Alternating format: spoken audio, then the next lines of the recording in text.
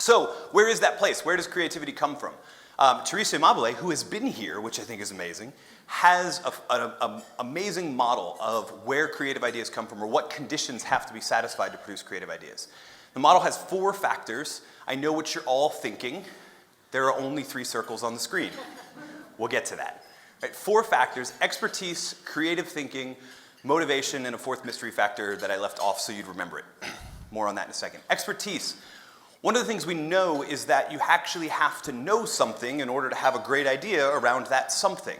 As we'll talk about in a few minutes, too much expertise can actually be a bad thing, but if you're gonna build a bridge, I hope you understand physics, right? Otherwise, you might have a great idea that's not all that useful, right? So you have to have some level of expertise. You also have to have creative thinking skills.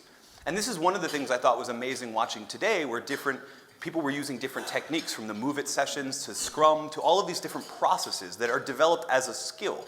Knowing what technique or tool or process you have to use when is what we mean when we say creative thinking skills. That's different from expertise.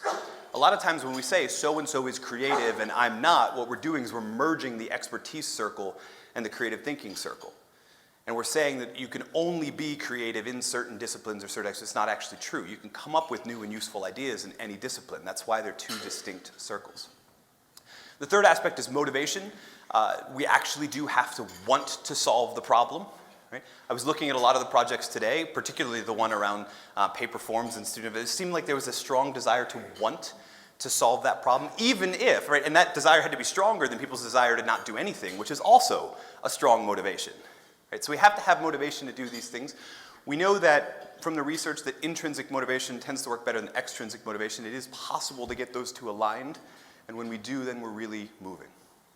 So those are the first 3: expertise, creative thinking skills, and motivation. What's the 4th? I like to think of the 4th as the blue field, if you will, that kind of permeates and frames all of it, because it's the social environment.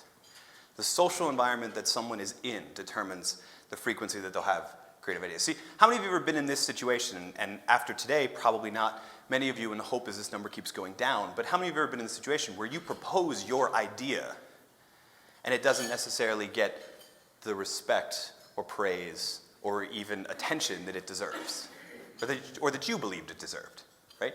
Now, it might actually be a terrible idea, I don't know, right? But the social environment that says, no, we accept limited risk-taking, right? We encourage, what was it said today, the idea of a culture of safety, right? So that we can take risks. We encourage the sharing of ideas, especially across departments. We make people not sit with their friends from the same department while they eat lunch. Yeah, there was a plan to that. Does it support that? Does it support sharing of ideas? Does it support stealing ideas, right? Which was another thing we heard today. All of these things affect the social environment, and why it matters is that you can have these other 3 things, but when somebody has those conditions met and presents that idea and it's met with a social environment of resistance, they learn it becomes really easy to just get in line and stop bringing up your ideas, and they self-censor their own ideas. And over time, they fall out of practice. And this can be a hugely damaging. This is why days like today are so important for shaping that social environment. We'll talk a lot about the social environment.